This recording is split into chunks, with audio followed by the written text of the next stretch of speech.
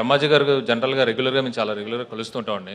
ముఖ్యంగా ఒక సినిమా అయిపోయిన తర్వాత ఆయన కాల్ చేసి ఇంటికి వచ్చి పార్టీ చేసుకుందాం అంటుంటారు. అలాగా మొత్తం అన్ని తిరిగి అంటే ట్యూస్డే ఫ్రీ అంటే ఇంకా ఇంటికి పిలిచి ఏమైనా పార్టీ ఇస్తారేమో అనుకున్నాను. పిలిచి ట్యూస్డే ఫ్రీ అంటే ఫ్రీ అనండి అనేసి అనమాట. చూస్తే ఇదిగో ఇక్కడ పిలిచారండి. Thank you. ఇందాక డైరెక్టర్ దయా మాట్లాడుతూ చిన్న సినిమా అని చెప్పి మెన్షన్ చేస్తున్నారు. అట్లా చిన్న సినిమా పెద్ద సినిమా ఉండదండి. మంచి సినిమా ఏదన్నా పెద్ద సినిమా అండి. చాలా ఎమోషనల్గా ఉంది. ఇంతకుముందు ఎప్పుడో పూర్వం నేను ఆ నలుగురు అని ఒక సినిమా చూసినప్పుడు చాలా ఎమోషన్ ఫీల్ అయ్యాను అనమాట. ఈ ట్రైలర్ చూస్తే అలాగే అనిపిస్తుంది. సో క్యాస్ట్ క్రూ అందరూ ఎంత ఎమోషనల్ జర్నీ ఉందో ఈ సినిమాలో అర్థమవుతుంది. Thank you very much. Looking forward for 21st. Thank you అండి.